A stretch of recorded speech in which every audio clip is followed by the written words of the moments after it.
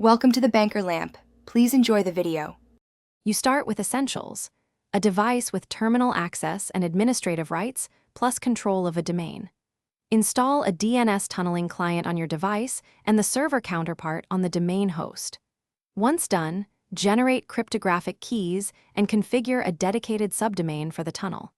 Make sure to set short TTL values for quick propagation and add necessary TXT records. This begins the secure channel that will carry messenger traffic over DNS. So complete these steps before proceeding. Now you create the tunnel and optimize parameters. Configure your client to query the registered subdomain and enable encryption or obfuscation to hide payload patterns. Once configured, tune chunk size and timeouts. Smaller chunks reduce packet loss but raise overhead, whereas larger chunks improve throughput.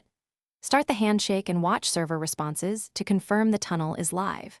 Make sure to enable keep-alives so the DNS resolver doesn't drop the session. Once stable, route messenger traffic through the tunnel adapter.